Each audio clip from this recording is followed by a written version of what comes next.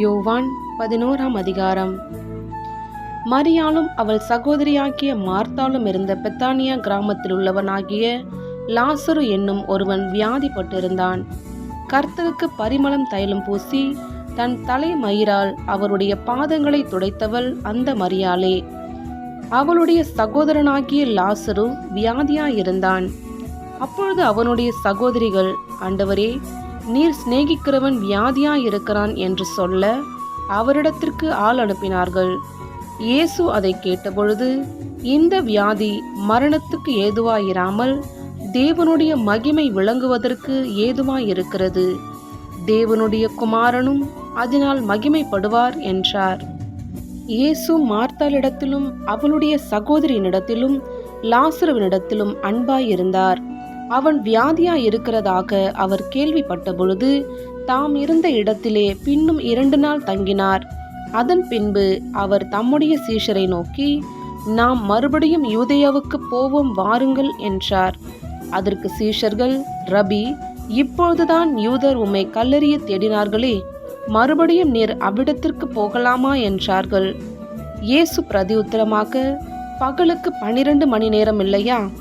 ஒருவன் பகலிலே நடந்தால் அவன் இந்த உலகத்தின் வெளிச்சத்தை காண்கிறபடியினால் இடரமாட்டான்.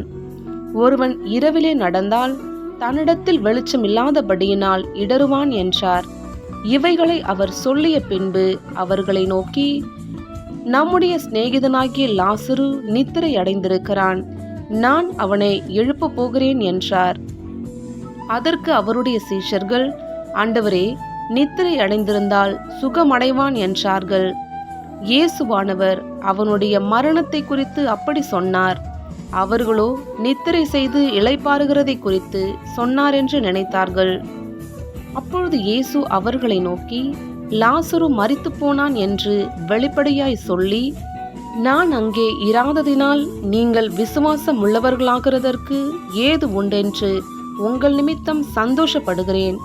இப்பொழுது அவனிடத்திற்கு போவோம் வாருங்கள் என்றார்.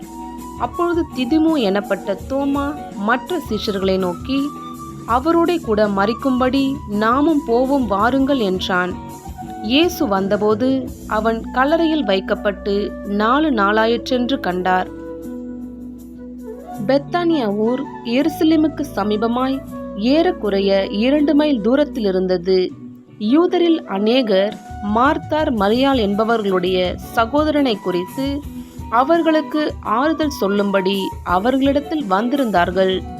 இயேசு வருகிறார் என்று மார்த்தாள் கேள்விப்பட்டபோது அவருக்கு எதிர்கொண்டு போனாள்.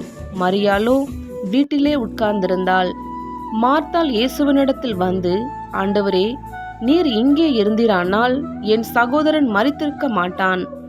இப்பொழுதும் நீர் தேவனிடத்தில் கேட்டுக்கொள்ளுவது எதுவோ அதை தேவன் உமக்கு தந்தருளுவார் என்று அறிந்திருக்கிறேன் என்றாள். இயேசு அவளை நோக்கி, உன் சகோதரன் உயிர்த்தெழுந்திருப்பான் என்றார். அதற்கு மார்த்தாள், உயிர்த்தெழுதல் நடக்கும் கடைசி நாளிலே அவனும் உயிர்த்தெழுந்திருப்பான் என்று அறிந்திருக்கிறேன் என்றாள். இயேசு அவளை நோக்கி, நானே உயிர்த்தெழுதலும் ஜீவனுமாயிருக்கிறேன். என்னை விசுவாசிக்கிறவன் மரித்தாலும் பிழைப்பான். உயிரோடு இருந்து என்னை விசுவாசிக்கிறவன் எவனும் என்றென்றைக்கும் மறியாமலும் இருப்பான். இதை விசுவாசிக்கிறாயா என்றார். அதற்கு அவள், ஆம் ஆண்டவரே, நீர் உலகத்தில் வருகிறவரான தேவகுமாரனாகிய கிறிஸ்து என்று நான் விசுவாசிக்கிறேன் என்றாள். இவைகளை சொன்ன பின்பு அவள் போய் தன் சகோதரியாகிய மரியாளை இரகசியமாய் அழைத்து, போதகர் வந்திருக்கிறார், உன்னை அழைக்கிறார் என்றாள். அவள் அதை கேட்ட உடனே சீக்கிரமாய் எழுந்து அவரிடத்தில் வந்தாள். இயேசு இன்னும் கிராமத்துக்குள் வராமல் மார்த்தாள் தம்மை சந்தித்த இடத்திலே இருந்தார். அப்பொழுது வீட்டிலே அவளுடனே கூட இருந்து அவளுக்கு ஆறுதல் சொல்லிக் கொண்டிருந்த யூதர்கள் மரியாள் சீக்கிரமாய் எழுந்து போகிறதை கண்டு, அவள் கல்லறையிடத்தில் அழுகிறதற்கு போகிறாள் என்று சொல்லி அவளுக்கு பின்னே போனார்கள். இயேசு இருந்த இடத்தில் மரியாள் வந்து அவரை கண்டவுடனே அவர் பாதத்தில் விழுந்து, ஆண்டவரே, நீர் இங்கே இருந்தீரானால் என் சகோதரன் மரித்திருக்க மாட்டான் என்றாள். அவள் அழுகிறதையும் அவளோட கூட வந்த யூதர்கள் அழுகிறதையும் இயேசு கண்டபோது ஆவியிலே கலங்கி துயரமடைந்து, அவனை எங்கே வைத்தீர்கள் என்றார். ஆண்டவரே, வந்து பாரும் என்றார்கள். இயேசு கண்ணீர் விட்டார். அப்பொழுது யூதர்கள், இதோ இவர் அவனை எவ்வளவாய் சிநேகித்தார் என்றார்கள். அவர்களில் சிலர், குருடனுடைய கண்களை திறந்த இவனை சாகாமல் இருக்க பண்ணவும் கூடாதா என்றார்கள். அப்பொழுது இயேசு மறுபடியும் தமக்குள்ளே கலங்கி கல்லனிடத்திற்கு வந்தார். அது ஒரு குகையாயிருந்தது. அதன் மேல் ஒரு கல் வைக்கப்பட்டிருந்தது. இயேசு, கல்லை எடுத்து போடுங்கள் என்றார். மரித்தவனுடைய சகோதரியாக்கிய மார்த்தாள் அவரை நோக்கி, ஆண்டவரே, இப்பொழுது நாருமே 4 நாளாயிற்றே என்றாள். இயேசு அவளை நோக்கி, நீ விசுவாசித்தால் தேவனுடைய மகிமையை காண்பாய் என்று நான் உனக்கு சொல்லவில்லையா என்றார். அப்பொழுது மரித்தவன் வைக்கப்பட்ட இடத்திலிருந்த கல்லை எடுத்து போட்டார்கள்.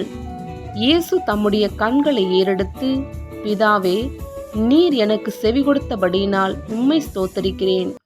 நீர் எப்பொழுதும் எனக்கு செவி கொடுக்கிறீர் என்று நான் அறிந்திருக்கிறேன். ஆனாலும் நீர் என்னை அனுப்பினதை சூழ்ந்து நிற்கும் ஜனங்கள் விசுவாசிக்கும்படியாக அவர்கள் நிமித்தம் இதை சொன்னேன் என்றார். இவைகளை சொன்ன பின்பு, லாசருவே, வெளியே வா என்று உரத்த சத்தமாய் கூப்பிட்டார். அப்பொழுது மரித்தவன் வெளியே வந்தான். அவன் கால்களும் கைகளும் பிரேத சீலைகளினால் கட்டப்பட்டிருந்தது. அவன் முகமும் சீலையால் சுற்றப்பட்டிருந்தது. இயேசு அவர்களை நோக்கி, இவனை கட்டவிழ்த்து விடுங்கள் என்றார். அப்பொழுது மரியாளிடத்தில் வந்திருந்து இயேசு செய்தவைகளை கண்டவர்களாகிய யூதர்களில் அநேகர் அவரிடத்தில் விசுவாசம் உள்ளவர்களானார்கள். அவர்களில் சிலர் பரிசேயரிடத்தில் போய் இயேசு செய்தவைகளை அவர்களுக்கு அறிவித்தார்கள்.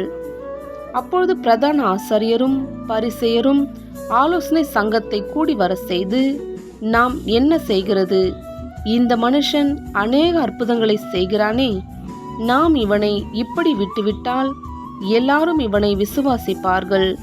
அப்பொழுது ரோமர் வந்து நம்முடைய ஸ்தானத்தையும் ஜனத்தையும் அழித்து போடுவார்களே என்றார்கள். அப்பொழுது அவர்களில் ஒருவனும் அந்த வருஷத்து பிரதான ஆசாரியனுமாகிய காய்பா என்பவன் அவர்களை நோக்கி, உங்களுக்கு ஒன்றும் தெரியாது. ஜனங்கள் எல்லாரும் கெட்டு போகாதபடிக்கு ஒரே மனுஷன் ஜனங்களுக்காக மரிப்பது நமக்கு நலமாய் இருக்குமென்று நீங்கள் சிந்தியாமல் இருக்கிறீர்கள் என்றான். இதை அவன் சுயமாய் சொல்லாமல் அந்த வருஷத்து பிரதான ஆசாரியனானபடியினாலே இயேசு யூத ஜனங்களுக்காக மரிக்கப் போகிறார் என்றும், அந்த ஜனங்களுக்காக மாத்திரமல்ல, சிதறி இருக்கிற தேவனுடைய பிள்ளைகளை ஒன்றாக சேர்க்கிறதற்காகவும் மரிக்கப் போகிறார் என்றும் தீர்க்க தரிசனமாய் சொன்னான். அந்நாள் முதல் அவரை கொலை செய்யும்படிக்கு ஆலோசனை பண்ணினார்கள். ஆகையால் இயேசு அதன் பின்பு வெளியரங்கமாய் யூதருக்குள்ளே சஞ்சரியாமல் அவ்விடம் விட்டு வனாந்தரத்துக்கு சமீபமான இடமாகிய எப்ராயிம் எனப்பட்ட ஊருக்கு போய் அங்கே தம்முடைய சீஷருடனே கூட தங்கியிருந்தார். யூதருடைய பஸ்கா பண்டிகை சமீபமாயிருந்தது. அதற்கு முன்னே அநேகர் தங்களை சுத்திகரித்து கொள்ளும் பொருட்டு நாட்டிலிருந்து எருசலேமுக்கு போனார்கள். அங்கே அவர்கள் இயேசுவை தேடிக்கொண்டு தேவாலயத்தில் நிற்கையில் ஒருவரையொருவர் நோக்கி, உங்களுக்கு எப்படி தோன்றுகிறது? அவர் பண்டிகைக்கு வரமாட்டாரோ என்று பேசிக்கொண்டார்கள். பிரதான ஆசாரியரும் பரிசேயரும் அவரை பிடிக்கும்படி யோசித்து, அவர் இருக்கிற இடத்தை எவனாவது அறிந்திருந்தால் அதை அறிவிக்க வேண்டும் என்று கட்டளையிட்டிருந்தார்கள்.